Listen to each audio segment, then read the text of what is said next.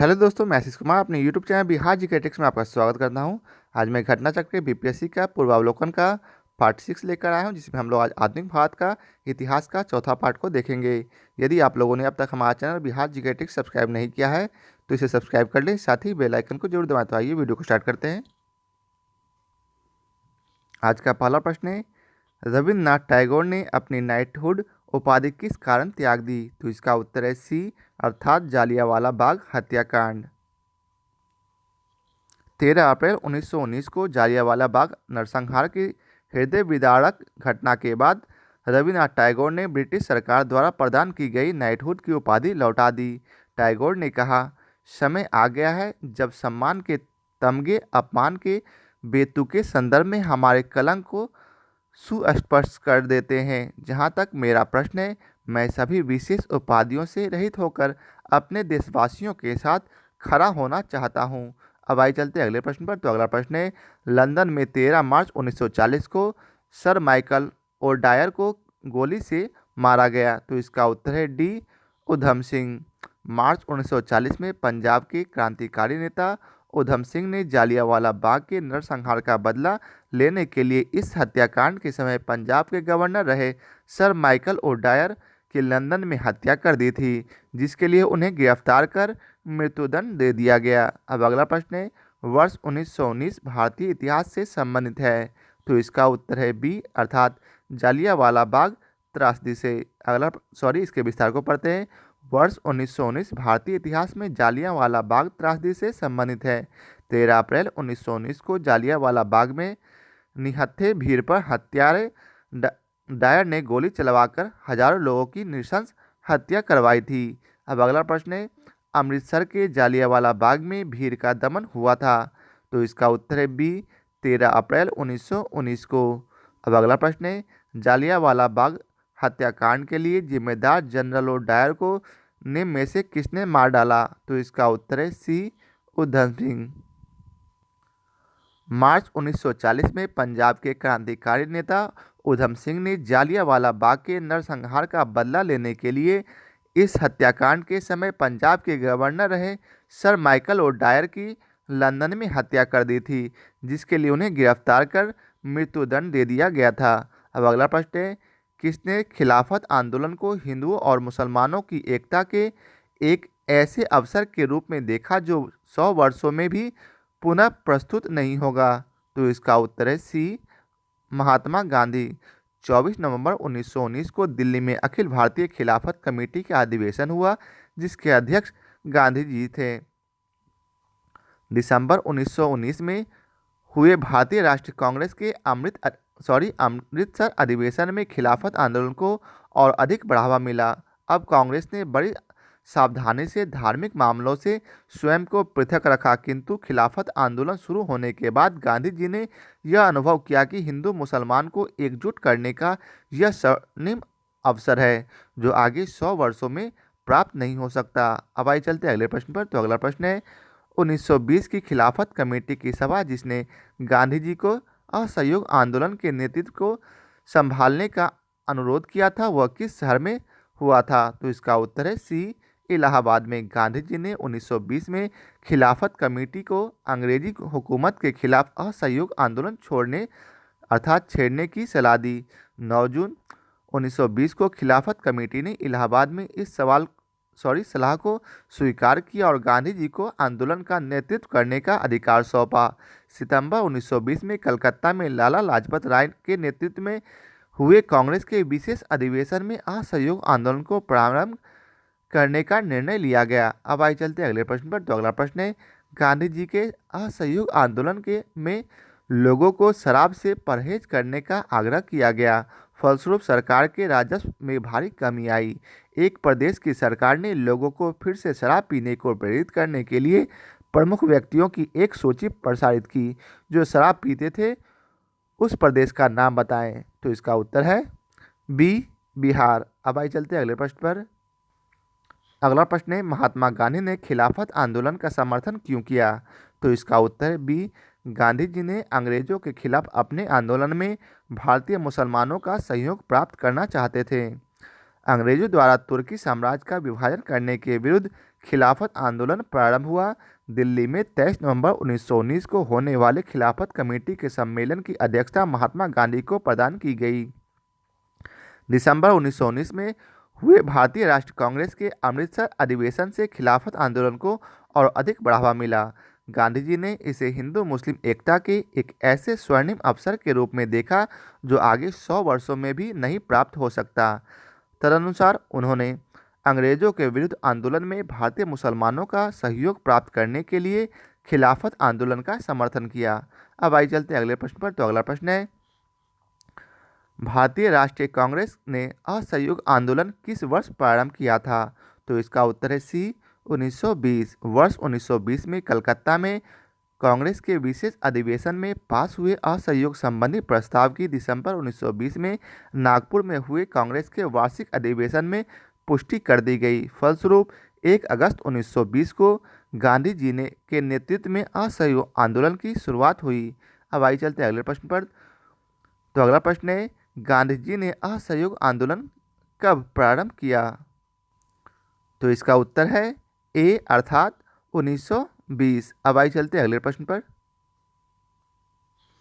अगला प्रश्न है, किस क्षेत्र में राहुल सांस्कृत्यायन 1920 के असहयोग आंदोलन में सक्रिय थे? तो इसका उत्तर है ए छपरा। राहुल सांस्कृत्यायन ने अपनी शिक्षा बनारस से पूर्व की। वह वर्ष 1912 में साधु बन गए और अपना नाम बाबा रामोदर दास रख दिया। उन्होंने वर्ष 1921 में असहयोग आंदोलन में भाग लिया। इन्हें 6 महीने की जेल भी हुई। यह असहयोग आंदोलन के समय छपरा में सक्रिय थे। वर्ष 1922 में ये छपरा डीसीसी के अध्यक्ष चुने गए। अब आइए चलते अगले प्रश्न पर। तो अगला प्रश्न है, किस घटना के बाद महात्मा गांधी ने असहयोग आंदोलन को अपनी हिमालय जैसी भूल बताई थी? तो इसका उत्तर है ए चौरी चौरा। चौरी चौरा उत्तर प्रदेश में गोरखपुर के पास एक कस्बा है जहां 4 फरवरी 1922 को आंदोलनकारियों की भीड़ ने ब्रिटिश शासन की एक पुलिस चौकी को आग लगा दी थी, जिससे 23 पुलिसकर्मी जिंदा जलकर मर गए थे। गांधी जी ने इस घटना की निंदा की तथा असहयोग आंदोलन को स्थगित कर दिया। गांधी जी ने इस घटना को हिमालय जैसी भूल की संज्ञा दी। अब आइए चलते अगले प्रश्न पर। तो अगला प्रश्न है, असहयोग आंदोलन के दौरान किसने पटना कॉलेज छोड़ा जबकि उसकी परीक्षा के केवल 20 दिन ही बचे थे? तो इसका उत्तर है सी जयप्रकाश नारायण।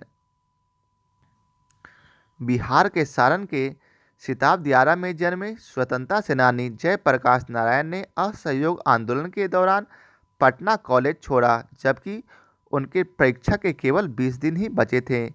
इसके पश्चात उन्होंने कांग्रेस द्वारा संचालित बिहार विद्यापीठ में प्रवेश लिया। अब आइए चलते अगले प्रश्न पर। तो अगला प्रश्न है, 1921 के मोपला आंदोलन को की जो शाखा थी? तो इसका उत्तर है ए खिलाफत आंदोलन की।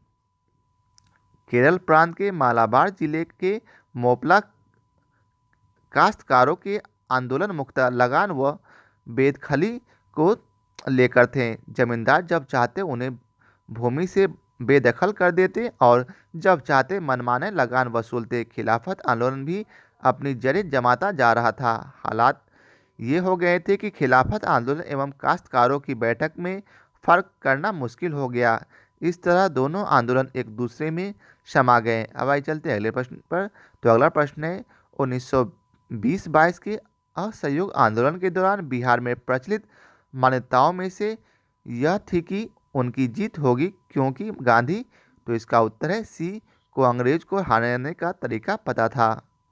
गांधी जी ने वर्ष 1918 में गुजरात के अहमदाबाद में मिल मजदूरों की हड़ताल का सफल नेतृत्व किया और वर्ष 1920 में उनके द्वारा ब्रिटिश सरकार के साथ अहिंसक असहयोग में न सिर्फ वस्तुओं बल्कि भारत में अंग्रेजों द्वारा संचालित या उसकी मदद से चल रहे संस्थाओं जैसे विधायिका, न्यायालय, कार्यालय या स्कूल का बहिष्कार भी शामिल था। इस कार्यक्रम ने देश में जोश फूंक दिया और विदेशी शासन का फंदा काट दिया। गांधी जी ने हिंदुओं और मुसलमानों को भी एक साथ मंच पर ला लिया।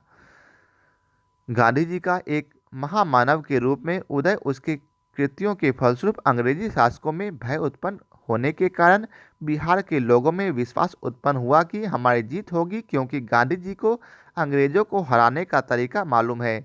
गांधी जी ने रचनात्मक कार्यों के जरिए अन्य भारतीय नेता के मुकाबले गांवों में निवास करने वाले देश की 90% जनता के बहुत अधिक निकट आ गए।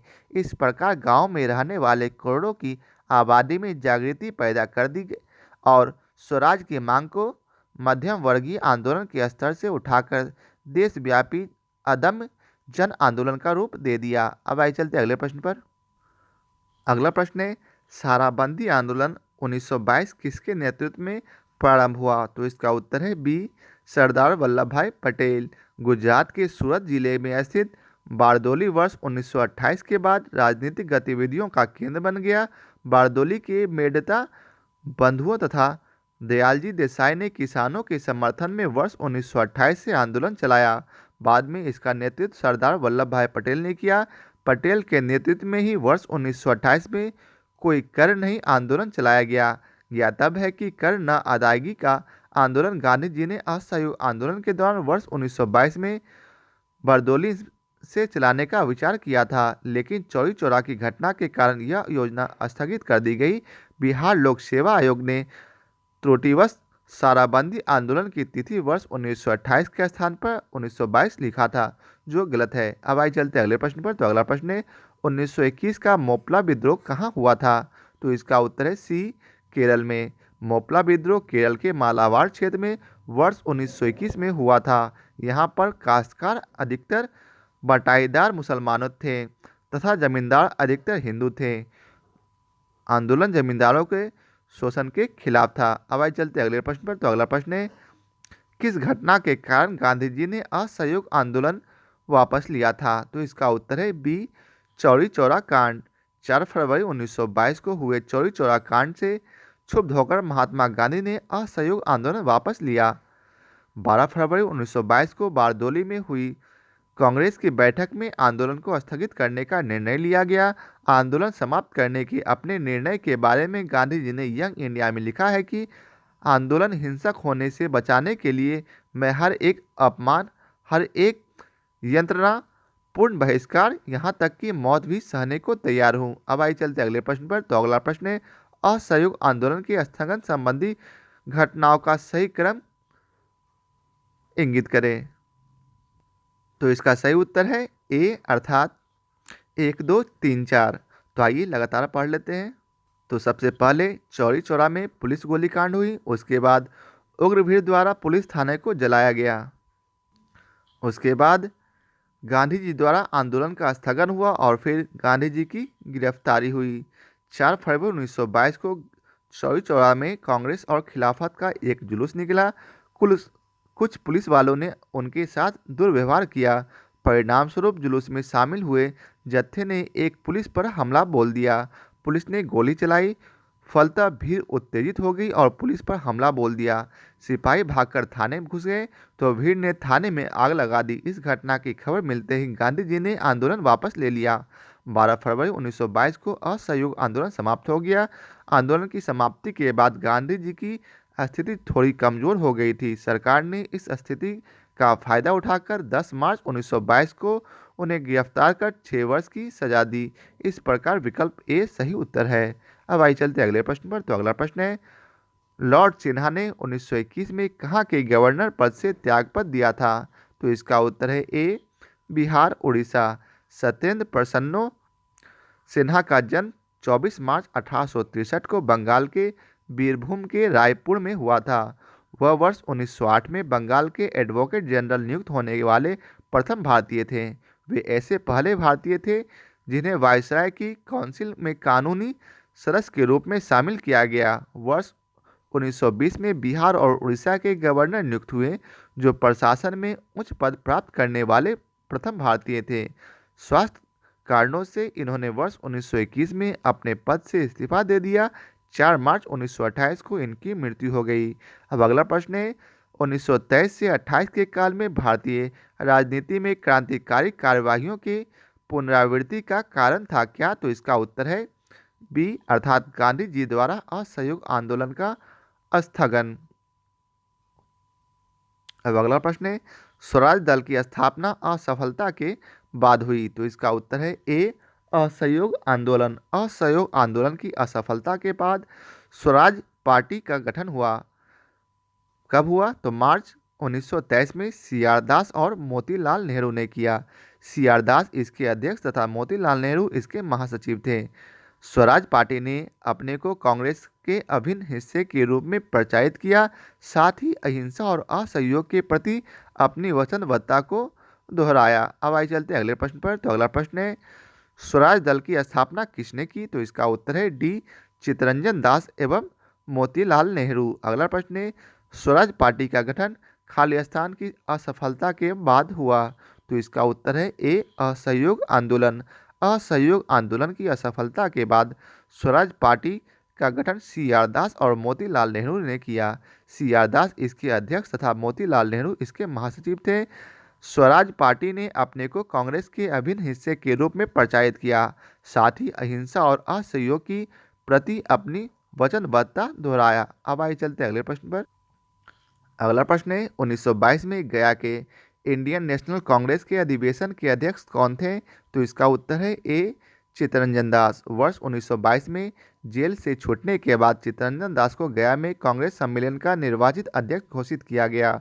असहयोग आंदोलन की समाप्ति के बाद देशबंधु ने सभा प्रवेश कार्यक्रम के जरिए जैसे सभाओं के भीतर से असहयोग भारतीय राजनीति को नया आयाम देने का प्रयास किया, परंतु सी राजगोपालाचारी वल्लभ भाई Patel, doctor Rajendra Prasad, N G रंगा अयंगर आदि नेताओं ने परिषद में प्रवेश करने की नीति का विरोध किया। इस अधिवेशन में काउंसिल में प्रवेश न लेने का प्रस्ताव पारित हुआ। फलस्वरूप चित्तरंजन दास ने त्यागपत्र दे दिया। इसके उपरांत उन्होंने कांग्रेस के भीतर से स्वराज पार्टी की स्थापना की। अब आइए चलते हैं अगले प्रश्न पर। तो अगला प्रश्न है, अतः सदैव सहमति के साथ और अक्सर वाणिज्य मंडल के निर्देशों पर भारत सरकार चलती है और इसे व्हाइट मैन्स वर्डेन कहा जाता है। यह किसने कहा था? तो इसका उत्तर है सी, सच्चिदानंद सिन्हा। अब अगला प्रश्न है, साइमन कमीशन पहली बार भारत आया कब? तो इसका उत्तर है बी, 1928 में। वर्ष 1919 के एक्ट में 10 वर्ष पर इसकी समीक्षा हेतु एक संवैधानिक आयोग के गठन का प्रावधान था। आयोग को यह देखना था कि यह अधिनियम व्यवहार में कहाँ तक सफल रहा तथा उत्तरदायी शासन की दिशा में कहाँ तक प्रगति करने की स्थिति में है। किंतु ब्रिटेन की कंजर्वेटिव सरकार ने इसकी समीक्षा हेतु 2 वर्ष पूर्व 1927 में ही साइमन कमीशन की नियुक्ति कर दी। सर जॉन साइमन की अध्यक्षता में गठित इस कमीशन में कुल 7 सदस्य थे। चूंकि इसमें सभी सदस्य अंग्रेज थे, इसलिए कांग्रेसियों ने इसे श्वेत कमीशन कहकर विरोध किया। साइमन कमीशन 3 फरवरी 1928 को बंबई पहुंचा। अब आइए चलते हैं अगले प्रश्न पर। अगला प्रश्न है, रिक्त स्थानों की पूर्ति करें। नेहरू रिपोर्ट खालिस्तान की अध्यक्षता में एक कमेटी द्वारा तैयार किया गया था और इसका विषय था। तो इसका उत्तर है सी, अर्थात मोतीलाल नेहरू द्वारा तैयार किया गया था और इसका विषय था भारत में संवैधानिक व्यवस्थाएं। साइमन आयोग को नियुक्त करने वाले अनुदार पंथी राज सचिव लॉर्ड बिरकेनहेड के अनुसार भारतीय लोग संवैधानिक सुधार के लिए ठोस प्रस्ताव बनाने में असमर्थ थे। उन्होंने कहा कि भारतीय ऐसा संविधान बनाने में असमर्थ है जिसको सभी भारतीयों का व्यापक राजनीतिक समर्थन प्राप्त हो। इन चुनौती को भारतीयों द्वारा स्वीकार किया गया और एक योजना को अंतिम रूप देने के लिए फरवरी, मई और अगस्त 1928 में सर्वदलीय अधिवेशन आयोजित किए गए। मोतीलाल नेहरू की अध्यक्षता में 8 सदस्यीय समिति ने अगस्त 1928 में प्रस्तावित संविधान का प्रारूप प्रस्तुत किया। इसको मोतीलाल नेहरू के नाम पर नेहरू रिपोर्ट नाम से बाद में जाना गया। मोतीलाल नेहरू ही इस रिपोर्ट के लेखक थे। इसमें सांप्रदायिक आधार पर अलग निर्वाचन मंडल की मांग को अस्वीकार किया गया था। इस रिपोर्ट में डोमिनियस स्टेट्स की मांग की गई। इसके अतिरिक्त अन्य सिफारिश की गई, जैसे सब वयस्कों के लिए मताधिकार, महिलाओं के लिए समानाधिकार, यूनियन अर्थात संगठन बनाने की स्वतंत्रता और धर्म का हर प्रकार से राज्य से पृथक्करण। अब अगला प्रश्न है, पूर्ण स्वराज का प्रस्ताव लाहौर कांग्रेस में पारित किया गया वर्ष कब? तो इसका उत्तर है बी, 1929 में कांग्रेस के कलकत्ता अधिवेशन में ब्रिटिश सरकार को यह अल्टीमेटम दिया गया कि वह वर्ष के अंत में नेहरू रिपोर्ट स्वीकार कर ले या कांग्रेस द्वारा प्रारंभ किए जाने वाले जन आंदोलन का सामना करे। निर्धारित समय सीमा में सरकार द्वारा कोई निश्चित उत्तर न मिलने की स्थिति में दिसंबर 1929 में पंडित जवाहरलाल नेहरू की अध्यक्षता में कांग्रेस का ऐतिहासिक लाहौर अधिवेशन हुआ, जिसमें पंडित जवाहरलाल नेहरू ने पूर्ण स्वराज का लक्ष्य घोषित किया। जैसे ही 31 दिसंबर 1929 को मध्यरात्रि का घंटा बजा, कांग्रेस अध्यक्ष पंडित जवाहरलाल नेहरू ने लाहौर में रावी के तट पर भारतीय स्वतंत्रता का झंडा फहराया। कांग्रेस कार्य समिति द्वारा 2 जनवरी 1930 को अपनी बैठक में यह निर्णय किया गया कि 26 जनवरी 1930 का दिन पूर्ण स्वराज दिवस के रूप में मनाया गया तथा 26 जनवरी को प्रत्येक वर्ष पूर्ण स्वराज स्वाधीनता दिवस के रूप में मनाया जाएगा। अब आइए चलते अगले प्रश्न पर। तो अगला प्रश्न है, 1929 के कांग्रेस अधिवेशन में पूर्ण स्वराज का पताका किसने उठाया? तो इसका उत्तर है बी, पंडित जवाहरलाल नेहरू। अगला प्रश्न है, समाजवाद का समर्थक कौन था और 1933 में ब्रिटिश शासन देशी राज्यों, जमींदारवाद और पूंजीवाद को उखाड़ फेंकना चाहता था? तो इसका उत्तर है बी, जवाहरलाल नेहरू। जवाहरलाल नेहरू समाजवाद के समर्थक थे। नेहरू वर्ष 1933 में ब्रिटिश शासन देशी राज्यों, जमींदारवाद और पूंजीवाद को उखाड़ फेंकना चाहते थे। नेहरू का समाजवाद सोवियत संघ के समाजवाद से प्रभावित था। उन्होंने नवंबर 1927 में सोवियत संघ की यात्रा की थी। अब आइए चलते अगले प्रश्न पर। तो अगला प्रश्न है, किसने 1921 में पहली बार पूर्ण स्वतंत्रता की मांग को उठाया? तो इसका उत्तर है डी, मौलाना हसरत मोहानी। वर्ष 1921 के अहमदाबाद में हुए कांग्रेस अधिवेशन की अध्यक्षता हकीम अजमल खान ने की थी। इस अधिवेशन में सर्वप्रथम मौलाना हसरत मोहानी ने पूर्ण स्वतंत्रता की मांग उठाई थी, किंतु महात्मा गांधी इस मांग के पक्ष में नहीं थे। अब आइए चलते अगले प्रश्न पर। तो अगला प्रश्न है, दांडी यात्रा की गई? तो इसका उत्तर है डी, 1930 में। महात्मा गांधी ने 12 मार्च 1930 को नमक सत्याग्रह शुरू किया। उन्होंने साबरमती आश्रम से 78 या 80 चुने हुए साथियों के साथ सत्याग्रह के लिए कूच किया। 24 दिनों की लंबी यात्रा के बाद उन्होंने 6 अप्रैल 1930 को दांडी में सांकेतिक रूप से नमक कानून भंग किया। नमक कानून तोड़कर औपचारिक रूप से सविनय अवज्ञा आंदोलन का शुभारंभ किया। सविनय अवज्ञा आंदोलन गांधी जी के नेतृत्व में पूरे देश में फैल गया। तमिलनाडु में गांधीवादी नेता सी राजगोपालाचारी ने तिरुचेनगोड आश्रम से तिरुचिरापल्ली के वेदारण्य तक नमक यात्रा की। अब आइए चलते हैं अगले प्रश्न पर। तो अगला प्रश्न है, 1930 में महात्मा गांधी ने सविनय अवज्ञा आंदोलन कहाँ से प्रारंभ किया था? तो इसका उत्तर है डी, साबरमती। अब अगला प्रश्न है, नमक सत्याग्रह के दौरान बिहार में लोगों ने नमक बनाने के साथ साथ किस कर के विरोध के द्वारा सरकार का विरोध किया? तो इसका उत्तर है ए, चौकीदारी कर। महात्मा गांधी ने 12 मार्च 1930 को अपने प्रसिद्ध दांडी मार्च शुरू किया। उन्होंने साबरमती आश्रम से चुने हुए साथियों के साथ सत्याग्रह के लिए कूच किए। 24 दिनों की लंबी यात्रा के बाद उन्होंने 6 अप्रैल 1930 को दांडी में सांकेतिक रूप से नमक कानून भंग किया और इस प्रकार नमक कानून तोड़कर उन्होंने औपचारिक रूप से सविनय अवज्ञा आंदोलन का शुभारंभ किया। सविनय अवज्ञा आंदोलन गांधी जी के नेतृत्व में पूरे देश में फैल गया। बिहार में लोगों ने नमक बनाने के साथ साथ चौकीदारी कर के द्वारा सरकार का विरोध किया। चौकीदारी कर का विरोध बिहार में अत्यधिक सफल रहा। अब आइए चलते अगले प्रश्न पर। तो अगला प्रश्न है, 1929 में खुदाई खिदमतगार को किसने स्थगित किया? तो इसका उत्तर है ए, अब्दुल गफ्फार खां। अगला प्रश्न है, बेगूसराय के चौकीदार के विरुद्ध आंदोलन एक हिस्सा था? तो इसका उत्तर है बी, सविनय अवज्ञा आंदोलन। दिसंबर 1930 में सविनय अवज्ञा आंदोलन के दौरान उत्तरी बिहार के सारण जिले में बिहोर नामक स्थान पर चौकीदारी टैक्स के विरोध में प्रदर्शन हुआ और प्रदर्शनकारियों ने बंदूक से 27 बार छड़े दागे जाने की परवाह नहीं की। अगले महीने बेगूसराय में स्वतंत्रता दिवस के रूप में एकत्रित भीड़ में भारी संख्या में ग्रामवासी आकर सम्मिलित हो गए और उपखंड अधिकारी को एक गड्ढे में खदेड़ दिया।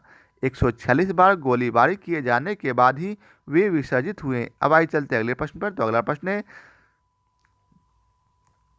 सविनय अवज्ञा आंदोलन की असफलता के बाद गांधी जी ने महत्व दिया किसे? तो इसका उत्तर है ए, रचनात्मक कार्यक्रम को।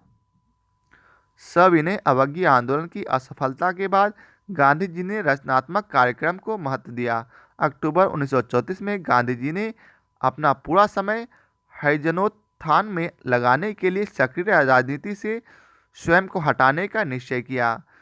सितंबर 1932 में गांधी जी ने हरिजन कल्याण हेतु अखिल भारतीय छुआछूत विरोधी लीग की स्थापना की तथा हरिजन नामक साप्ताहिकी पत्र का प्रकाशन किया। अब आइए चलते अगले प्रश्न पर। अगला प्रश्न है, निम्नलिखित में से किस भारतीय नेता ने लंदन में प्रथम गोलमेज कॉन्फ्रेंस में भाग लिया था? तो इसका उत्तर है ए, मौलाना मोहम्मद अली। मई 1930 को साइमन कमीशन की रिपोर्ट प्रकाशित हुई। राजनीतिक संगठनों ने कमीशन की सिफारिशों को अस्वीकार कर दिया। कांग्रेस के प्रमुख नेता जेल में थे। ब्रिटिश सरकार ने निराशा एवं असंतोष के वातावरण में नवंबर 1930 में लंदन में प्रथम गोलमेज सम्मेलन बुलाया। सम्मेलन में कुल 89 प्रतिनिधियों ने भाग लिया, किंतु कांग्रेस ने भाग नहीं लिया। भाग लेने वालों में प्रमुख थे तेज बहादुर सिप्रू, श्रीनिवास शास्त्री, मोहम्मद अली, मोहम्मद शफी, आगा खां, मजलुल हक, मोहम्मद अली जिन्ना, होमी मोदी, एम.आर. जयकर, मुंजे, भीमराव अम्बेडकर तथा सुंदर सिंह मजीठिया आदि। अब आइए चलते अगले प्रश्न पर। तो अगला प्रश्न है, गांधी इरविन समझौता हुआ था कब? तो इसका उत्तर है बी, 1931 में। गांधी इरविन समझौता 5 मार्च 1931 को संपन्न हुआ। इस समझौते के अनुसार पहला, गांधी जी के नेतृत्व में कांग्रेस सविनय अवज्ञा आंदोलन स्थगित करने के लिए तैयार हो गई। वहीं दूसरा है, सभी युद्ध बंदियों जिसके विरुद्ध हिंसा का आरोप नहीं था को रिहा करने का आदेश दिया गया। तीसरा है, विदेशी कपड़ों और शराब की दुकानों पर शांतिपूर्ण धरना देने का अधिकार लिया गया। चौथा, समुद्र तटीय प्रदेशों में बिना नमक कर दिए नमक बनाने की अनुमति दी गई। वहीं पांचवा है, कांग्रेस द्वितीय गोलमेज सम्मेलन में भाग लेने के लिए तैयार हो गई, परंतु इस समझौते ने जनता को निराश किया क्योंकि भगत सिंह, सुखदेव एवं राजगुरु को फांसी न दिए जाने की जनता की मांग को इसमें सम्मिलित नहीं किया गया था। अब आइए चलते हैं अगले प्रश्न पर। तो अगला प्रश्न है, निम्नलिखित में से कौन सा गोलमेज सम्मेलन 1932 में हुआ था? तो इसका उत्तर है सी, तीसरा। प्रथम गोलमेज सम्मेलन 12 नवंबर 1930 से 13 जनवरी 1931 तक लंदन में आयोजित किया गया, जिसमें भारतीय उदारवादी दल, मुस्लिम लीग, हिंदू महासभा, दलित वर्ग, व्यापारी वर्ग तथा रजवाड़ों के प्रतिनिधियों ने भाग लिया, किंतु कांग्रेस इसमें सम्मिलित नहीं हुई। दूसरा गोलमेज सम्मेलन लंदन में 7 सितंबर 1931 से 1 दिसंबर 1931 तक चला। इसमें कांग्रेस के एकमात्र प्रतिनिधि के रूप में गांधी जी ने हिस्सा लिया। लंदन में तीसरा गोलमेज सम्मेलन 17 नवंबर 1932 से 24 दिसंबर 1932 तक चला। कांग्रेस ने इस सम्मेलन का बहिष्कार किया। अगला प्रश्न है, भारतीय राष्ट्रीय कांग्रेस ने किस गोलमेज सम्मेलन में भाग नहीं लिया? तो इसका उत्तर है ई। अब आइए चलते हैं अगले प्रश्न पर। तो अगला प्रश्न है, द्वितीय गोलमेज सम्मेलन किस प्रश्न पर असफल रहा? तो इसका उत्तर है ए, सांप्रदायिक प्रतिनिधित्व।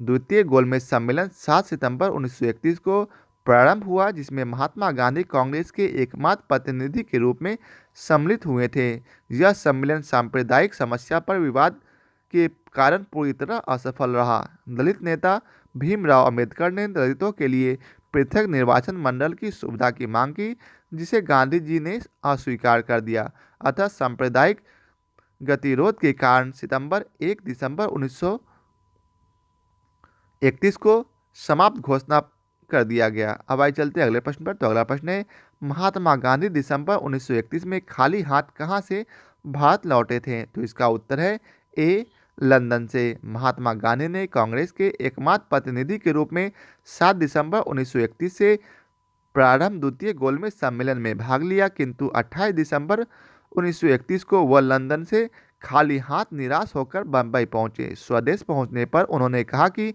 यह सच है कि मैं खाली हाथ लौटा हूं, किंतु मुझे संतोष है कि जो ध्वज मुझे सौंपा गया था मैं उसे नीचे नहीं होने दिया, उसके सम्मान के साथ समझौता नहीं किया।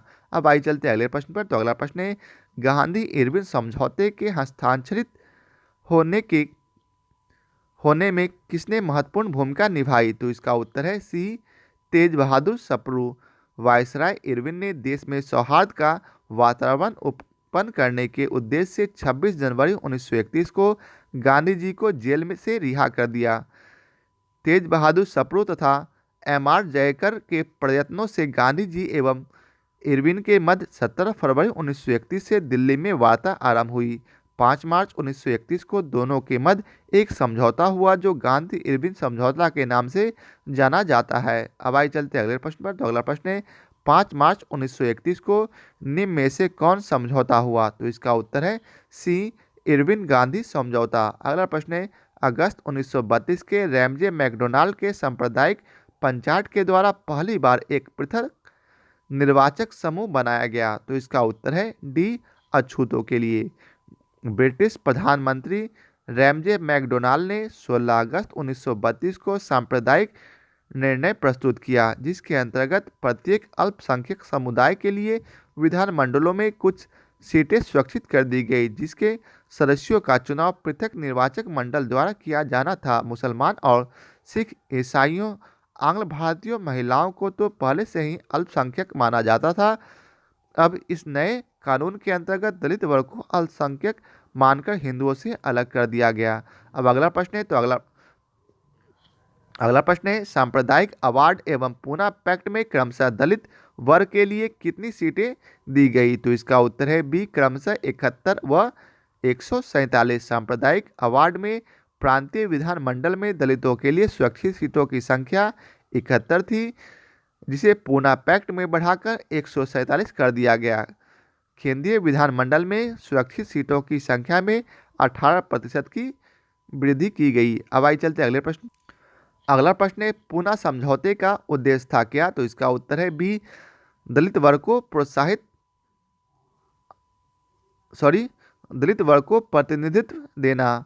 24 सितंबर 1932 को पूना में गांधी जी तथा